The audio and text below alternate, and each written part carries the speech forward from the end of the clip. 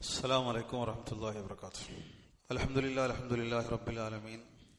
نحمده ونستعينه ونؤمن به ونتوكل عليه ونعوذ بالله من شرور أنفسنا ومن سيئات أعمالنا. ما يهده الله فلا مضل له ومن يضلل فلا هادي له. وأشهد أن لا إله إلا الله وحده لا شريك له. وأشهد أن محمدا عبده ورسوله أرسله بالهدى ودين الحق ليظهره على الدين كله ولو كره المشركون. اللهم صل على محمد وعلى آل محمد كما صليت على إبراهيم وعلى آل إبراهيم.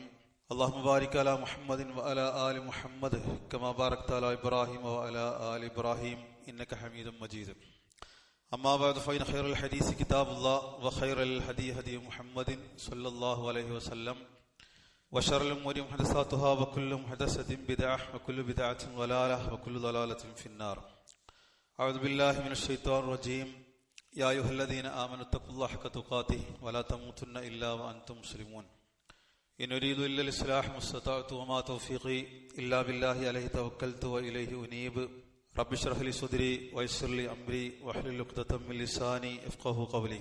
പ്രിയപ്പെട്ട സഹോദരങ്ങളെ, അല്ലാഹു സുബ്ഹാനഹു വ തആലയുടെ വിധിവിലക്കുകൾ ജീവിതത്തിലുടനീളം അനുധാവനം ചെയ്യണമെന്ന് ആമുഖമായി ഓർമ്മിപ്പിക്കുകയാണ്. ഇബ്നു ഉസൈമീൻ റഹ്മത്തുള്ളാഹി അലൈഹിയുടെ കിതാബുൽ ഇൽമ് എന്നുള്ള ഗ്രന്ഥമാണ് നമ്മൾ ചർച്ച ചെയ്തുകൊണ്ടിരിക്കുന്നത്. അതിൽ ഫളായിലുൽ ഇൽമിൽ അതിൻ്റെ ഏറ്റവും പ്രധാനപ്പെട്ട ഇൽമിൻ്റെ ചില ഫളായിലുകൾ വിശദീകരിച്ചു കൊണ്ടിരിക്കുകയാണ്. അതിൽ 10 ഫളായിലുകൾ നമ്മൾ വിശദീകരിച്ചു കഴിഞ്ഞു. മൊത്തം 13 കാര്യങ്ങളാണ് എണ്ണി പറഞ്ഞിട്ടുള്ളത്. ഏറ്റവും പ്രധാനപ്പെട്ട ഇൽമിൻ്റെ ഫളായിലുകളിൽപ്പെട്ട 13 കാര്യങ്ങൾ എണ്ണി പറഞ്ഞു. അതിൽ 10 വിശദീകരിച്ചു. ഇനി 11ാമത്തത് നോക്കിക്കോ. 10ാമത്തത് പറഞ്ഞിട്ടുണ്ടായിരുന്നത് അള്ളാഹു ഒരു മനുഷ്യന് ഖൈർ ഉദ്ദേശിച്ചിട്ടുണ്ട് എന്നുള്ളതിന്റെ തെളിവാണ് അവന് മതത്തിൽ അറിവ് നൽകുക എന്നുള്ളത്. അവിടെ പറഞ്ഞിട്ടുള്ള ഫിഖ്ഹ് കൊണ്ടുള്ള ഉദ്ദേശം എന്താണെന്നുള്ളത് നമ്മൾ പറഞ്ഞു. അത് കേവലം കർമ്മശാസ്ത്ര നിയമങ്ങൾ പഠിക്കൽ മാത്രമല്ല, മറിച്ച് ദീനിന്റെ അടിസ്ഥാനപരമായിട്ടുള്ള വിഷയങ്ങൾ, അതേപോലെ തന്നെ ദീനിന്റെ ഉസൂലുകൾ, ശരീഅത്തുമായിട്ട് ബന്ധപ്പെട്ട ബാക്കിയുള്ള കാര്യങ്ങൾ. ആ ഇൽമു ഒരാൾക്ക് ലഭിച്ചാൽ അള്ളാഹു അയാൾക്ക് ഖൈർ ഉദ്ദേശിച്ചിട്ടുണ്ട് എന്നുള്ളതാണ് അതിന്റെ അർത്ഥം. ആ ഹദീസിനെ വിശദീകരിച്ചുകൊണ്ട് ഒരുപാട് കാര്യങ്ങൾ അഹ്ലുസുന്നത്തിന്റെ ഉലമാക്കൾ പറഞ്ഞിട്ടുണ്ട്. അതിലൊന്ന് നമ്മൾ നോട്ട് ചെയ്യേണ്ട ഒന്ന്, ഷെയ്ഖ് ബിൻ ബാസ് റഹ്മത്തുള്ളാഹി അലൈഹി ഈ ഹദീസിനെ വിശദീകരിച്ചുകൊണ്ട് അദ്ദേഹം ദീർഘമായി പറഞ്ഞിട്ടുള്ള അതിന്റെ അവസാന ഭാഗം, അദ്ദേഹത്തിന്റെ മജ്മൂ ഫത്താവിൽ പറഞ്ഞിട്ടുള്ള അതിന്റെ അവസാന ഭാഗം അദ്ദേഹം പറഞ്ഞു. ആ ഹദീസിനെ വിശദീകരിച്ചിട്ട് പറയാണ്, അതുകൊണ്ട് ഖുർആനും സുന്നത്തും പഠിക്കുക, അത് മനസ്സിലാക്കുക എന്നുള്ളത് ഓരോ മുസ്ലിമിനും നിർബന്ധമാണ്. അതേപോലെ തന്നെ അതനുസരിച്ചിട്ട് അമൽ ചെയ്യുക എന്നുള്ളത്. എന്നിട്ട് അദ്ദേഹം പറഞ്ഞൊരു കാര്യം, ഫമൻ അറളൻ ഹാദൈനിൽ അസ്ലൈനി, ഈ 2 അസ്ലുകളെ ആരെങ്കിലും അവഗണിച്ചാൽ, അതിൽ നിന്ന് ആരെങ്കിലും തിരിഞ്ഞു കളഞ്ഞാൽ, ഖുർആനും സുന്നത്തും പഠിക്കുന്നതിൽ നിന്ന് ആരെങ്കിലും തിരിഞ്ഞു കളഞ്ഞാൽ, വഗഫല അൻഹുമ, ആ 2 കാര്യത്തിലും ഒരാൾ അശ്രദ്ധനായാൽ, ഫദാലിക ദലീലുൻ, അത് തെളിവാണ്, വഅലാമത്തുൻ, അത് അടയാളമാണ്, അല അന്നല്ലാഹു സുബ്ഹാനഹു ലം യരിദ് ബിഹി ഖൈറ, അല്ലാഹു അവന് ഖൈർ ഉദ്ദേശിച്ചിട്ടില്ല എന്നുള്ളതിന്റെ തെളിവാണ്, അലാമത്താണ് അത് രണ്ടും. ഖുർആനിനെയും സുന്നത്തിനെയും അവഗണിക്കുക എന്നുള്ളത് അതിന്റെ അലാമത്താണ്. എന്നിട്ട് അദ്ദേഹം പറഞ്ഞു, വദാലിക അലാമത്തുൽ ഹലാക്കി വദ്ദിമാർ, ഒരു മനുഷ്യൻ നശിച്ചിരിക്കുന്നു എന്നുള്ളതിന്റെ അടയാളമാണത്. നന്നായിട്ട് മനസ്സിലാക്കേണ്ട കാര്യമാണ്. ഒരാൾ നശിച്ചിരിക്കുന്നു എന്നുള്ളതിന്റെ തെളിവ് നിങ്ങൾക്ക് വേണോ, അതിന്റെ അടയാളം നിങ്ങൾക്ക് വേണോ? ഇതാണ് അതിന്റെ അടയാളം. അയാൾ ഖുർആനിനെയും സുന്നത്തിനെയും അവഗണിക്കുന്നു എന്നുള്ളതാണ്, അത് പഠിക്കുന്നില്ല എന്നുള്ളതാണ്. അതേപോലെ അലാമത്ത് ഫസാദിൽ ഖൽബി വൻഹിറാഫിഹി അൽ ഹുദ, ഒരാളുടെ ഹൃദയം നശിച്ചിരിക്കുന്നു, ഫസാദിലായി തീർന്നിരിക്കുന്നു എന്നുള്ളതിന്റെ അടയാളവും അതാണ്. ഒരാൾ ഹിദായത്തിൽ നിന്ന് തെറ്റിപ്പോയിരിക്കുന്നു, നേരായ മാർഗത്തിൽ നിന്ന് ഒരാൾ വ്യതിചലിച്ചിരിക്കുന്നു എന്നുള്ളതിന്റെയും അലാമത്താണത്. 3 അലാമത്തുകളെ കുറിച്ചാണ് അദ്ദേഹം പറഞ്ഞത്. ഒന്ന്, ഇത് 2നെയും അവഗണിക്കുക എന്നുള്ളത് ഒരാൾ നശിച്ചിരിക്കുന്നു എന്നുള്ളതിന്റെ തെളിവാണ്. 2ാമത്, അയാളുടെ ഹൃദയം ഫസാദിലായി തീർന്നിരിക്കുന്നു എന്നുള്ളതിന്റെ അടയാളം. 3ാമത്, നേരായ മാർഗത്തിൽ നിന്നും അയാൾ തെറ്റിപ്പോയിരിക്കുന്നു എന്നുള്ളതിന്റെ അടയാളം. ഈ ഹദീസിന്റെ വിശദീകരണത്തിലാണ് അദ്ദേഹം അത് പറഞ്ഞിട്ടുള്ളത്. വേറെ ഒരുപാട് പ്രധാനപ്പെട്ട ഷറഹുകൾ അതിൽ വന്നിട്ടുണ്ട്, അത് നമുക്ക് പിന്നീട് വിശദീകരിക്കാം. അപ്പൊ ഈ കാര്യം ഇവിടെ മനസ്സിലാക്കണം. 11ാമത്തത് ഇൽമിന്റെ ഫദാലുകളിൽപ്പെട്ട 11ാമത്തെ ഫദല്, അന്നൽ ഇൽമ നൂറുൻ യസ്തദിഉ ബിഹി അൽ അബ്ദ്, ഇൽമ് എന്നുള്ളത് വെളിച്ചമാണ്. ഒരടിമ തന്റെ ജീവിതത്തിൽ വെളിച്ചം കണ്ടെത്തുന്നത് ആ ഇൽമിലൂടെയാണ്. ഫയഅരിഫു കൈഫ യഅബുദു റബ്ബഹു, ആ ഇൽമു കൊണ്ട് തന്റെ റബ്ബിനെ എങ്ങനെയാണ് ഇബാദത്ത് എടുക്കേണ്ടത് എന്നുള്ളത് അവൻ അറിയുന്നു. അപ്പൊ തന്റെ റബ്ബിനെ എങ്ങനെ ഇബാദത്ത് എടുക്കണം അതറിയണമെങ്കിൽ എന്ത് വേണം? ഖുർആൻ പഠിക്കണം, ഹദീസ് പഠിക്കണം. വകൈഫ യുആമിലു ഇബാദഹു, നമുക്ക് രണ്ട് ബാധ്യതകളാണ്. ഒന്ന് സൃഷ്ടാവിനോടുള്ള ബാധ്യത, അതറിയണമെങ്കിൽ ഇത് രണ്ടും പഠിക്കണം.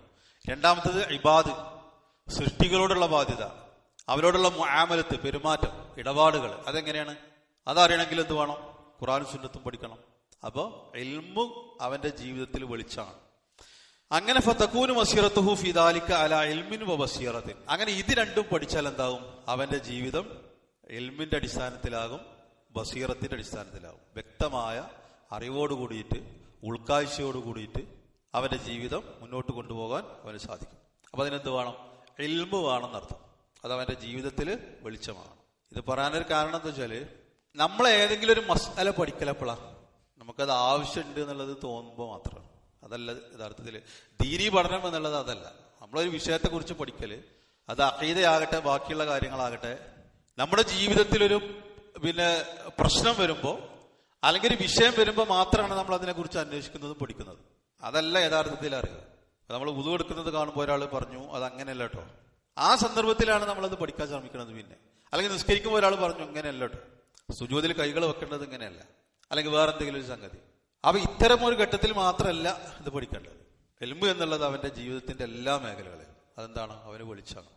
അതാണ് 11ാമത്തത് പറഞ്ഞത്. അപ്പൊ അങ്ങനെയുള്ളൊരു വെളിച്ചാണ് ഇൽമു എന്നുള്ളത്.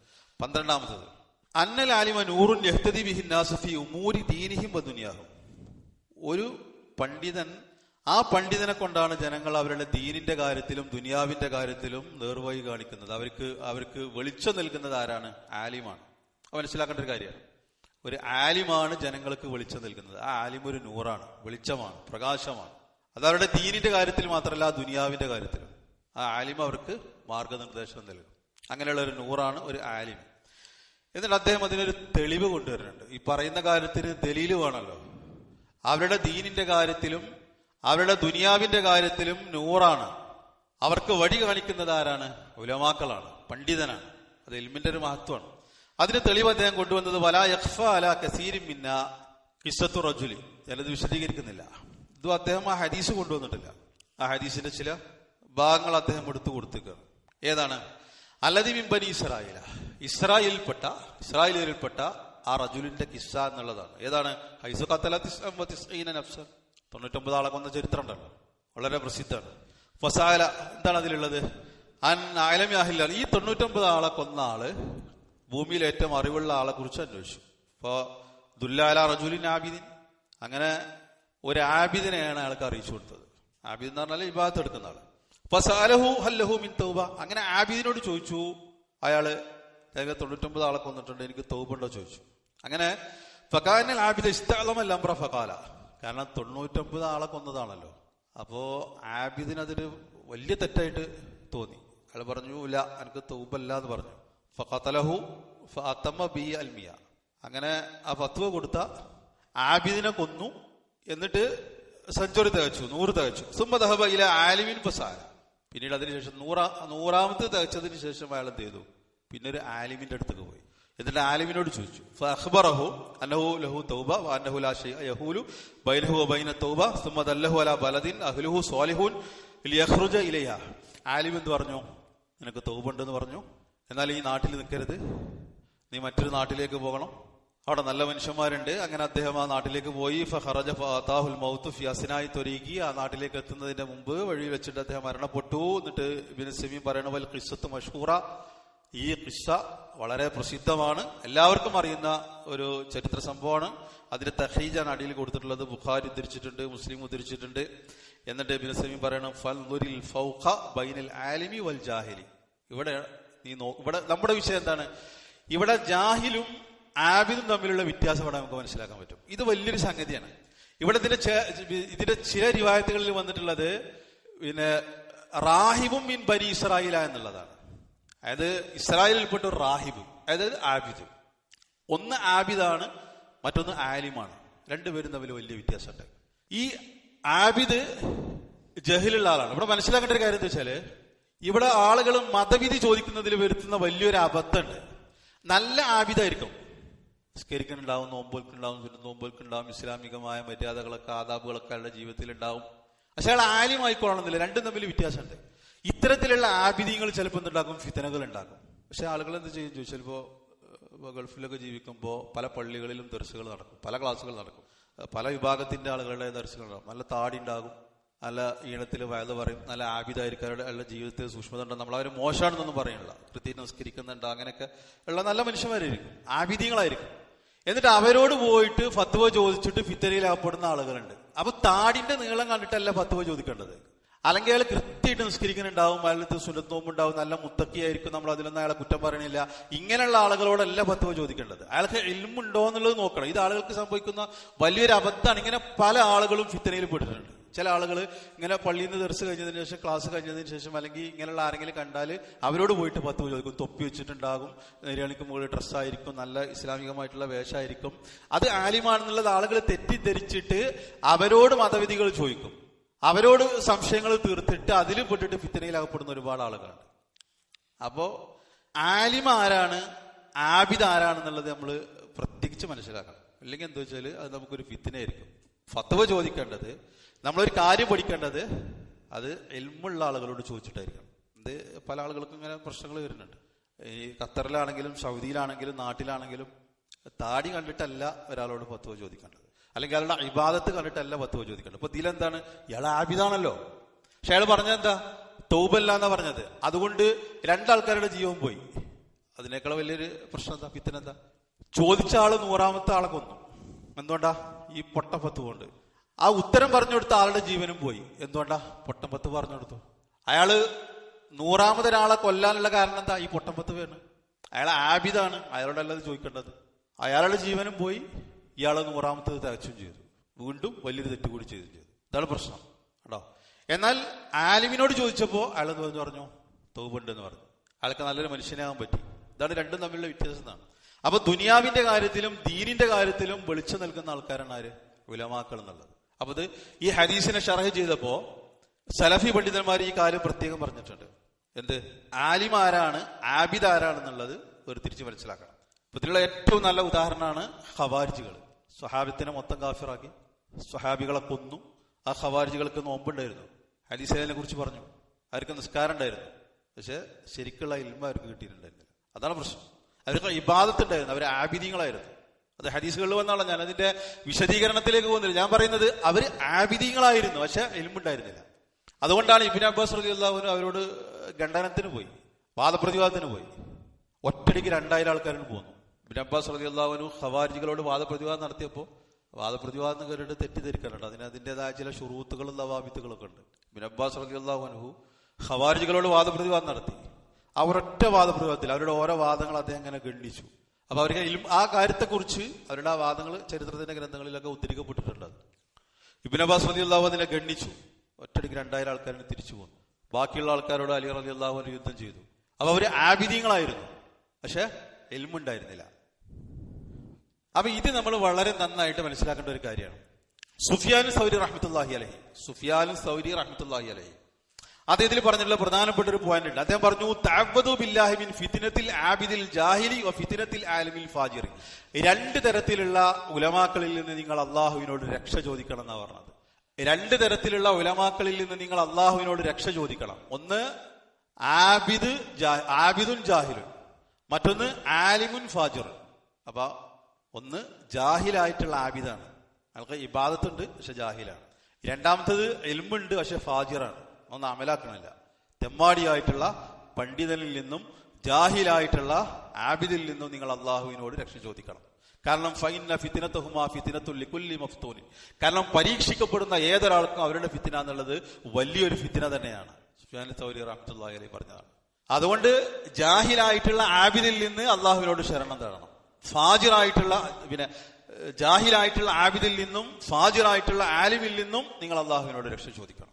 അത് വളരെ പ്രധാനപ്പെട്ട ഒരു സംഗതിയാണ്. മറ്റേ സംഭവം നിങ്ങൾക്കറിയാലോ. റസൂലുള്ളാഹി സ്വല്ലല്ലാഹു അലൈഹി വസല്ലമയുടെ സ്വഹാബികൾ ഒരു യാത്ര പോയി, ഒരാൾക്ക് മുറിവ് പറ്റി തലക്കാണ്, കല്ലുകൊണ്ടതാണ്. അങ്ങനെ അത് പ്രശ്നമായി, അയാൾക്ക് ജനാബത്തുണ്ടായി. ജനാബത്തുണ്ടായ പിന്നെ കുളി നിർബന്ധമല്ല. ഇത് ഹദീസിൽ വന്നതാണ്, സ്ഥിരപ്പെട്ടിട്ടുള്ള കാര്യമാണ്. അങ്ങനെ കൂടെ ഉണ്ടായിരുന്ന ബാക്കിയുള്ള ആൾക്കാരോട് അയാൾ ചോദിച്ചു, എനിക്ക് ജനാബത്തുണ്ടായിട്ട് ഞാൻ കുളിക്കണോ? കുളി നിർബന്ധമാണല്ലോ ജനാബത്തുണ്ടായാലേ. കൂടെയുള്ള ആളുകൾ ഫത്ത് കൊടുത്തു, അനക്ക് കുളി നിർബന്ധമാണെന്ന് പറഞ്ഞു. എന്തായാലും കുളിക്കണം എന്ന് പറഞ്ഞു. അയാൾ കുളിച്ചു, അയാൾ മരിച്ചു. അങ്ങനെ റസൂലുള്ളാഹി സ്വല്ലല്ലാഹു അലൈഹി വസല്ലമയുടെ അടുത്തെത്തി വിവരം പറഞ്ഞു. റസൂലുള്ളാഹി സ്വല്ലല്ലാഹു അലൈഹി വസല്ലം അവരോട് പറഞ്ഞു, ഖതലൂഹു ഖതലഹുമുല്ലാഹ്, അവർ അയാളെ കൊന്നു, അവരെ അള്ളാഹു കൊന്നു കളഞ്ഞിരിക്കുന്നു. അയാളെ അവർ കൊന്നു എന്നാ പറഞ്ഞത്. എന്താ കാരണം? വിവരമില്ലാതെ ഫത്ത് കൊടുത്തു, വിവരമില്ലാതെ ഒരു കാര്യം പറഞ്ഞു. അപ്പൊ ജഹിലുണ്ടാക്കുന്ന അപകടം, അയാളുടെ ജീവൻ നഷ്ടപ്പെടാനുള്ള കാരണം എന്താ? അയാൾക്ക് തേമം ചെയ്താൽ മതിയായിരുന്നു, പക്ഷെ കുളിക്കൽ നിർബന്ധമാണെന്നുള്ളത് പറഞ്ഞു. അയാൾ കുളിച്ചു, അയാളെ മരിച്ചു. അപ്പൊ ഇത്തരത്തിലുള്ള അബദ്ധങ്ങൾ ഇതുകൊണ്ടുണ്ടാകും. അത് വലിയ പ്രശ്നമാണ്. എന്നാൽ ഒരു ആലിമിനെ സംബന്ധിച്ചിടത്തോളം എന്താണ്, അയാള് ദുനിയാവിന്റെ കാര്യത്തിലും ദീനിന്റെ കാര്യത്തിലും ജനങ്ങൾക്ക് എന്താണ്, ഒരു നൂറാണ്. അപ്പൊ അങ്ങനെയുള്ള ഉദാഹരണങ്ങൾ ഇനി ഇതിൽ തന്നെ വരുന്നുണ്ട്, ഒരുപാട് ഉദാഹരണങ്ങൾ.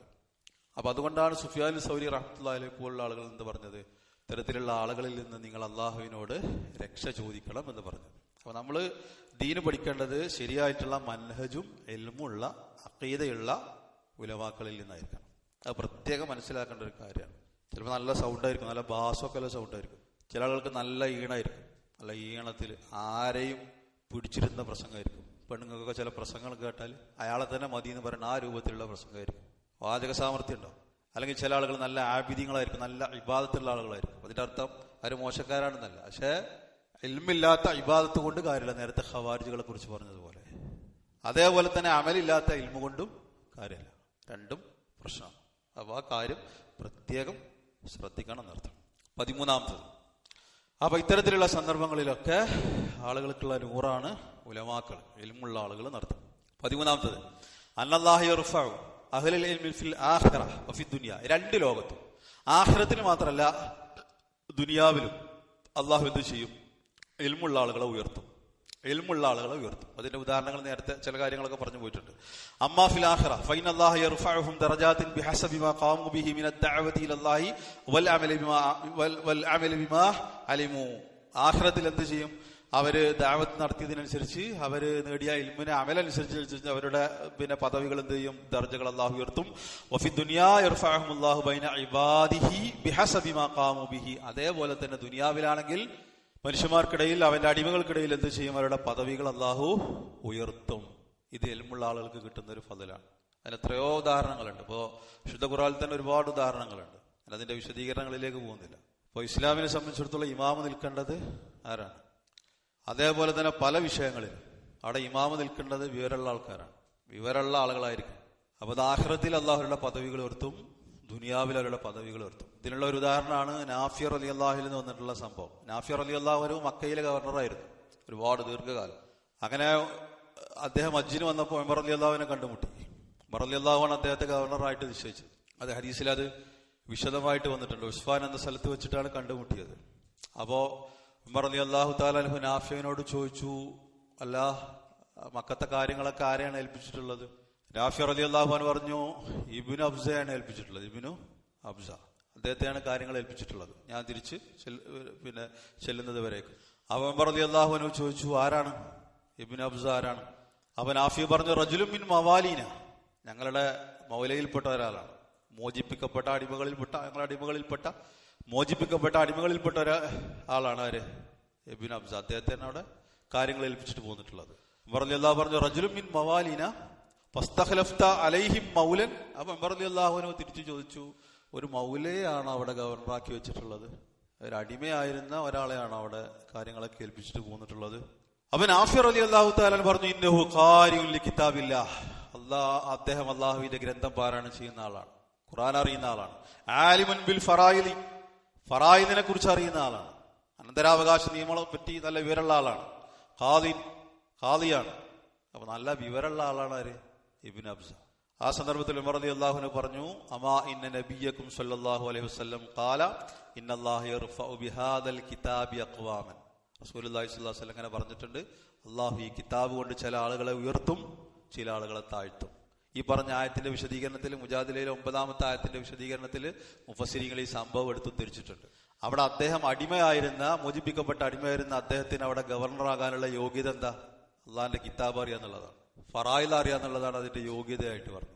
ഇസ്രായേലിയർക്ക് തോലൂത്തിനെ രാജാവായിട്ട് നിശ്ചയിച്ചു കൊടുത്തപ്പോ അവരതിനെ എതിർത്തു. തോലൂത്തിന് പ്രവാചക പാരമ്പര്യമല്ല, അതേപോലെ തന്നെ സമ്പത്തില്ല, കുടുംബ പാരമ്പര്യമല്ല. അപ്പൊ അള്ളാഹ് പറഞ്ഞു, നല്ല ആരോഗ്യമുണ്ട്, നല്ല ഇൽമുണ്ട്, നിങ്ങളെക്കാൾ ഇൽമുണ്ട്, ആരോഗ്യമുണ്ട്. ഖുർആനിൽ വന്ന ചരിത്രമാണ്. അപ്പോൾ ഇതൊക്കെ ദുനിയാവിൽ ഇൽമുള്ള ആളുകൾക്ക് അള്ളാഹു കൊടുക്കുന്ന ഫضലുകളാണ്. നേരത്തെ അബൂ ഹുറൈറ റളിയല്ലാഹുവിന്റെ ഉദാഹരണത്തിൽ തന്നെ ഇബ്നു തൈമിയ്യ റഹ്മത്തുള്ളാഹി അലൈഹി പറഞ്ഞു. അപ്പോൾ ഇത് ഇൽമിന്റെ ഒരു പ്രത്യേകതയാണ്. ഇങ്ങനെ മൊത്തം 13 ഫളായിലുകളെ കുറിച്ച് ഇവിടെ വിശദീകരിച്ചു. 13 ഫളായിലുകൾ. അതിന്റെ ഏറ്റവും പ്രധാനപ്പെട്ട ചിലത് മാത്രമാണ് ഇതിൽ വിശദീകരിക്കപ്പെട്ടിട്ടുള്ളത്. ഇനി PDF വരുന്നത് അടുത്ത അധ്യായമാണ്. പക്ഷെ കിതാബിൽ വരുന്നത് അദ്ദേഹത്തോട് ചോദിച്ചിട്ടുള്ള ചോദ്യങ്ങളും അതിന്റെ ഉത്തരവാണ്. അപ്പൊ അതിൽ പ്രധാനപ്പെട്ട ചില ചോദ്യങ്ങൾ കിതാബിലുള്ള ആളുകൾ അത് നോക്കുക. PDF അതില്ല, കിതാബിൽ അത് എടുത്തു കൊടുത്തിട്ടുണ്ട്. അതിൽ പ്രധാനപ്പെട്ട ചില ചോദ്യങ്ങൾ, അതിൽ ആദ്യത്തെ ചോദ്യം, രണ്ടാമത്തെ ചോദ്യമൊക്കെ ഇപ്പൊ പറഞ്ഞ ചില വിഷയങ്ങളിൽ അതിന്റെ സൂചനകൾ വന്നിട്ടുണ്ട്. 5ാമത്തെ ചോദ്യം ഇബ്നു തൈമിയ്യ റഹ്മത്തുള്ളാഹി അലൈഹിയോട് ഇൽമു തേടുന്ന ആളുകൾ ശ്രദ്ധിക്കേണ്ട ചോദ്യങ്ങളാണ് ഇതൊക്കെ. അതൊക്കെ ഈ വിഷയവുമായിട്ട് ബന്ധപ്പെട്ടതാണ്, വേറെ വിഷയങ്ങളല്ല, ഒക്കെ ഇൽമുമായിട്ട് ബന്ധപ്പെട്ട ചോദ്യങ്ങളാണ്. അതിൽ 5ാമത്തേത് പ്രധാനപ്പെട്ടത് മാത്രം ചോദ്യങ്ങൾ നമ്മൾ വായിക്കാനുള്ളൂ. പിന്നെ ബാക്കിയുള്ള വിഷയങ്ങളിലേക്ക് പോകും. അപ്പൊ ഇത് കിതാബിലാണ് ഇത് കൊടുത്തിട്ടുള്ളത്. 5ാമത്തെ ചോദ്യം എന്താണ്? ചോദ്യം പേജ് നമ്പർ 32 നോക്കാം. അൻ അഹ്മിയത്തിൽ ഇൽമി ശർഈ ബിനിസ്ബത്തിൽ ത്വാലിബിൽ ഇൽമി. ശർഈ ആയിട്ടുള്ള ഇൽമു പഠിക്കുന്നതിന്റെ പ്രാധാന്യം ഒരു ത്വാലിബുൽ ഇൽമിനെ സംബന്ധിച്ചിടത്തോളം ശർഈ ആയിട്ടുള്ള ഇൽമു പഠിക്കുന്നതിന്റെ പ്രാധാന്യം എന്താണ്? 1ാമത്തെ ചോദ്യം വമാഹിയ ത്വരീഖത്തുൽ മുസ്ലിലി ത്വാലിബിൽ ഇൽമി ശർഈ. ശർഈ ആയിട്ടുള്ള ഇൽമു പഠിക്കുന്നതിന്റെ ഏറ്റവും നല്ല മാർഗം, അത് പഠിക്കാനുള്ള ഏറ്റവും നല്ല മാർഗം ഏതാണ്? 1 അതിന്റെ പ്രാധാന്യം, 2 അത് പഠിക്കാനുള്ള ഏറ്റവും നല്ല മാർഗം. വമാദാ യജിബു അലൈഹി ഫി ഹിഫ്ദുൽ ഖുർആനിൽ കരീം. 3ാമത്തത് ഖുർആൻ ഹിഫ്ലാക്കുന്നതുമായിട്ട് ബന്ധപ്പെട്ട് എന്തൊരു കാര്യമാണ് ശ്രദ്ധിക്കേണ്ടത്? അടുത്തത് വകൈഫ നസ്തതിഉ അൻ നഫ്ഹമൽ അഖീദത്തുൽ ഇസ്ലാമിയ. അഖീദ നമ്മൾ എങ്ങനെയാണ് മനസ്സിലാക്കേണ്ടത്? ഖാസത്തൻ പ്രത്യേകിച്ചും ഇദാ കാന ശഖ്സു വഹീദൻ വലൈസ ലദൈഹി മൻ യുസായിദുഹു അലാ ദാലിക. ഒരാൾ ഒറ്റക്കാണെന്നുള്ളത് വിചാരിക്കുക. അഖീദന്റെ വിഷയത്തിൽ കണ്ടത് പഠിക്കൽ നിർബന്ധമാണല്ലോ. അവനെ ഹെൽപ്പ് ചെയ്യാൻ ആരുമില്ല, അവൻ ഒറ്റക്കാണ് ആ നാട്ടിൽ, അവൻ ചോദിച്ചു പഠിക്കാൻ ആരുമില്ല. അങ്ങനെ ആകുമ്പോൾ അഖീദന്റെ വിഷയത്തിൽ എന്ത് ചെയ്യണം? അതേപോലെ ഫി മസ്അലത്തി സിഫാത്തി വൽ അസ്മായി, അസ്മാ വ സിഫാത്ത്, അള്ളാഹുവിന്റെ വിശിഷ്ടമായ നാമങ്ങൾ, അതേപോലെ തന്നെ അള്ളാഹുവിന്റെ സിഫാത്തുകൾ, വിശേഷണങ്ങൾ, ഇസ്ലാമിന്റെ അഖീദ. അവനെ ഹെൽപ്പ് ചെയ്യാൻ, എന്ത് പഠിപ്പിച്ചു കൊടുക്കാൻ, അല്ലെങ്കിൽ അവന് ചോദിച്ചു പഠിക്കാൻ ആരുമില്ലാത്തൊരു സന്ദർഭത്തിൽ അവൻ എങ്ങനെയാണ് അത് മനസ്സിലാക്കേണ്ടത്? എന്താണ് അവൻ ചെയ്യേണ്ട നിലപാട്? അവൻ സ്വീകരിക്കേണ്ട സമീപനം എന്താണ്? ഇതാണ് ചോദ്യം. അതിന് അദ്ദേഹം കൊടുത്തിട്ടുള്ള ഉത്തരം നോക്കിക്കോ. അജാബ ബി ഖൗലിഹി അൽഹംദുലില്ലാഹി റബ്ബിൽ ആലമീൻ. അദ്ദേഹം ഹംദ് പറഞ്ഞു, സ്വലാത്ത് ചൊല്ലി, എന്നിട്ട് പറഞ്ഞു ത്വലബുൽ ഇൽമി ശർഈ ഫർളുൻ അലാ കുല്ലി മുസ്ലിമിൻ. ശർഈ ആയിട്ടുള്ള ഇൽമു നേടുക എന്നുള്ളത് ഓരോ മുസ്ലിമിനും നിർബന്ധമാണ്. അത് നിർബന്ധമാണ്. ലാകിന്നഹു അലാ ഖിസ്മൈനി. പക്ഷെ 2 തരത്തിലുണ്ട് ഇൽമ്. 2 തരത്തിലുണ്ട്. അൽ അവ്വൽ, 1ാമത്തത് ഫർളു ഐൻ, 2ാമത്തത് ഫർളു ഐനാണ്. ഓരോ വ്യക്തികൾക്ക് നിർബന്ധമാണ്. അത് നിർബന്ധമാണ് ഓരോരുത്തർക്കും. 2ാമത്തത് ഫർളു കിഫായ, സാമൂഹ്യ ബാധ്യതയാണ്. സമൂഹത്തിൽപ്പെട്ട ആരെങ്കിലും അത് ചെയ്താൽ എന്താവും? ബാക്കിയുള്ള ആളുകൾ ആ തെറ്റിൽ നിന്ന് ഒഴിവാകും. എല്ലാവരും അത് ചെയ്യണമെന്നില്ല, അവർക്ക് വേണ്ടി ബാക്കിയുള്ള ആളുകൾ അത് ചെയ്താൽ മതി. അതാണ് ഫർളു കിഫായ. അപ്പൊ 2 തരത്തിലുള്ള ഇൽമുണ്ട്. അപ്പൊ ആദ്യം പറഞ്ഞു ശർഈ ആയിട്ടുള്ള ഇൽമു പഠിക്കൽ നിർബന്ധമാണ്. എന്നിട്ട് ഇൽമിനെ 2ആക്കി തിരിച്ചു. 1 ഫർളു ഐൻ, 2ാമത്തത് ഫർളു കിഫായ. 2 തമ്മിലുള്ള വ്യത്യാസം, ഫർളു ഐന് അത് നിർബന്ധമാണ് ഓരോരുത്തർക്കും പഠിക്കുക എന്നുള്ളത്, ഫർളു കിഫായ. അമ്മ ഫർളുൽ ഐൻ, എന്നിട്ട് അദ്ദേഹം അതിന്റെ ഒന്നുകൂടി വിശദീകരിക്കുകയാണ്. ഫയജിബു അലാ കുല്ലി മുസ്ലിമിൻ, ഓരോ മുസ്ലിമിനും നിർബന്ധമാണ് അൻ യതഅല്ലമ മിൻ ശർഇല്ലാഹി മാ യഹ്താജു ഇലാ ഫഹ്മി. അവൻ മനസ്സിലാക്കൽ നിർബന്ധമായിട്ടുള്ള കാര്യങ്ങൾ മനസ്സിലാക്കുക എന്നുള്ളത് അനിവാര്യമാണ്. ഉദാഹരണം, അപ്പൊ മസലൻ ഇദാ കാന ഇൻദഹു മാലുൻ, ഒരാളുടെ സമ്പത്ത് ഉണ്ടെന്ന് കരുതുക. ഒരു ഉദാഹരണം പറയണം. സമ്പത്തുണ്ട്. യജിബു അലൈഹി അൻ യതഅല്ലമ മാ ഹിയൽ അംവാലു ലത്തി തജിബു ഫീഹാ സകാത്ത് വമാ മിഖ്ദാറു സകാത്തിൽ വാജിബ വമാ ശുറൂതുഹാ വമൻഹും അൽ മുസ്തഹിഖൂന ലഹാ. ഉണ്ടോ? ഇത് ഫർളു ഐനാണ്. സമ്പത്തുള്ള ഒരാളെ സംബന്ധിച്ചിടത്തോളം സക്കാത്തിനെ പറ്റി അറിയാന്നുള്ളത് നിർബന്ധമാണ്. അത് സമൂഹത്തിലുള്ള വേറെ ആരെങ്കിലും പഠിച്ചുകൊണ്ട് കാര്യമില്ല, അത് ഫർളു കിഫായ അല്ല. അതിന്റെ സക്കാത്ത്, അതിന്റെ കണക്ക് എത്രയാണ്, അതിന്റെ നിസാബ് എത്രയാണ്, അത് ആർക്കൊക്കെയാണ് കൊടുക്കേണ്ടത്, എന്തൊക്കെയാണ് അതിന്റെ ഷർത്തുകൾ, ഇങ്ങനെയുള്ള കാര്യങ്ങളൊക്കെ പഠിക്കുന്നത് ഫർളു ഐനാണ്. അത് നോമ്പാണെങ്കിലും നിസ്കാരാണെങ്കിലും വുളു ആണെങ്കിലും ഇതൊക്കെ ഫർളു ഐനാണ്. വുളു ആരെങ്കിലും ചെയ്താൽ പോരല്ലോ, ഓരോരുത്തരും ചെയ്യണ്ടേ. നിസ്കാരം എന്നുള്ളത് ആരെങ്കിലും നിർവഹിച്ചാൽ പോരല്ലോ. നോമ്പ് എന്നുള്ളത് ആരെങ്കിലും നോറ്റാൽ പോരല്ലോ, എല്ലാവരും നോക്കണ്ടേ. അത് ഇതൊക്കെ ഫർളു ഐനാണ്. അവൻ ഉദാഹരണം പറഞ്ഞത് സക്കാത്താണ്. അപ്പൊ അത് അറിയണ്ടേ, ആർക്കാ കൊടുക്കണ്ടേ? ആർക്കെങ്കിലും കൊണ്ടുപോയിട്ട് കൊടുക്കാൻ പറ്റും. അത് എപ്പോഴാണ് കൊടുക്കേണ്ടത്? അതിന്റെ കണക്കെന്താണ്? എത്ര ആളുകൾ ഉണ്ടാകുമ്പോഴാ, എത്ര പശുക്കൾ ഉണ്ടാകുമ്പോഴാ, എത്ര പൈസ ഉണ്ടാകുമ്പോഴാ, എത്ര സ്വർണ്ണം ഉണ്ടാകുമ്പോഴാ, ഇതൊക്കെ ഫർളു ഐനാണ്. അത് ഉദാഹരണം പറയണം. കാരണം ഇൽമോട് കൂടിയിട്ട് ബസീറത്തോട് കൂടിയിട്ട് അള്ളാഹുവിനെ ഇബാദത്ത് ചെയ്യാൻ. കാരണം ആ സക്കാത്ത് ഒരു ആരാധനയുള്ള ആരാധന നിർവഹിക്കണമല്ലോ, അതിനെന്ത് വേണം? ഇൽമു വേണം, ബസീറത്തും വേണം. നേരത്തെ അത് പറഞ്ഞിട്ടുണ്ട്. അതേപോലെ വൈദാക്കാന താജിറൻ, ഒരു കച്ചവടക്കാരനാണെങ്കിൽ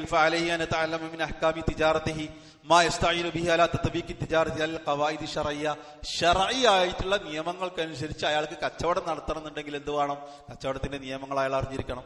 ഇത് ഫർള് ഐനാണ്. ഉണ്ടോ? അപ്പൊ കച്ചവടവുമായിട്ട് ബന്ധപ്പെട്ട ഒരുപാട് നിയമങ്ങളുണ്ട്, ഒരുപാട് ഷർത്തുകൾ, ഒരുപാട് കാര്യങ്ങൾ. അവിടെ കണ്ണടച്ച് ഇരുട്ടാക്കിയിട്ട് കാര്യമില്ലല്ലോ, നമുക്കേ ഇരുട്ടാവുള്ളൂ. അതെനിക്ക് അറിയില്ല എന്നുള്ളത് പറഞ്ഞിട്ട് കാര്യമില്ലല്ലോ. പലിശയുമായി ബന്ധപ്പെട്ട ഒരുപാട് കാര്യം, രൂപയുമായിട്ട് ബന്ധപ്പെട്ട്. ഇപ്പൊ ഈ പ്രവാസികളൊക്കെ വളരെയധികം ശ്രദ്ധിക്കേണ്ട കാര്യമാണ്. പലിശ എന്നുള്ളത് പച്ചക്ക് പറയില്ല, അതിന്റെ പേരാണ് മാറ്റുക, ലേബല് മാറ്റുക. എന്നിട്ട് എന്ത് ചെയ്യാ?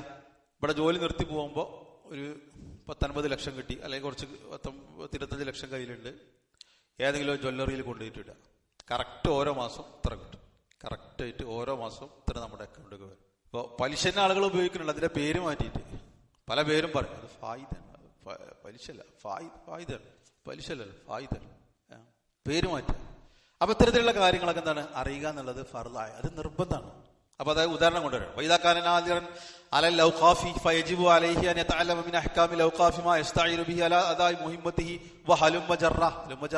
ഇപ്രകാരം ഓരോ കാര്യങ്ങളെ സംബന്ധിച്ച് അറിയണം. ഒരാൾ വഖഫിന്റെ ചുമതല ഏറ്റെടുത്തിട്ടുള്ള ആളാണ്. അപ്പൊ അയാൾക്ക് അതിന്റെ നിയമങ്ങൾ പഠിക്കൽ നിർബന്ധമാവും. അതെങ്ങനെയാണ് അത് വിനിയോഗിക്കേണ്ടത്, എങ്ങനെയൊക്കെയാണ് അതിന്റെ നിയമങ്ങൾ, അതിന്റെ കാര്യങ്ങൾ എന്തൊക്കെയാണ്, അത് ആർക്കൊക്കെ ഉപയോഗിക്കാം, എങ്ങനെയൊക്കെ ഉപയോഗപ്പെടുത്താം, അത് നശിച്ചാൽ എന്ത് ചെയ്യണം, ഇങ്ങനെയുള്ള കാര്യങ്ങളൊക്കെ അയാൾക്ക് പഠിക്കുക എന്നുള്ളത് നിർബന്ധമാണ്. അപ്പൊ ഇത്തരത്തിലുള്ള കാര്യങ്ങൾ ഇത് ഫർള് ഐനാണ്, ഇത് പഠിക്കുക എന്നുള്ളത് നിർബന്ധമാണ്. അമ്മ ഫർളുൽ കിഫായ, എന്നാൽ ഫർളു കിഫായ ഫഹുവ മാ അദാ ദാലിക മിനൽ ഉലൂമി ശർഇയ്യ, ഇതല്ലാത്തതാണ് ഫർളു കിഫായ. ഫർള് ഐനല്ലാത്തതാണ് ഫർളു കിഫായ. അതായത് ഫൈന അലൽ ഉമ്മത്തിൽ ഇസ്ലാമിയ തഹ്ഫള ദീനഹാ ബിതഅല്ലുമി അഹ്കാമി, ആ ഫർള് കിഫായനെ സംബന്ധിച്ചും പഠിക്കണം, അതിന്റെ അഹ്കാമുകൾ പഠിക്കണം. കാരണം എന്താ? മുസ്ലിം സമൂഹത്തെ പ്രൊട്ടക്ട് ചെയ്യാൻ, മുസ്ലിം സമൂഹത്തെ സംരക്ഷിക്കാൻ ആ ഫർള് കിഫായ എന്താന്നുള്ളതും പഠിക്കണം. മറ്റേതെന്തായാലും നിർബന്ധമാണ്. പക്ഷെ ഇതെന്ത് ചെയ്യണം? മുസ്ലിം സമൂഹത്തിന് സംരക്ഷണം കിട്ടണം. അതിനുവേണ്ടി ഈ ഫർള് കിഫായ പഠിക്കുക എന്നുള്ളത് അനിവാര്യമാണ്.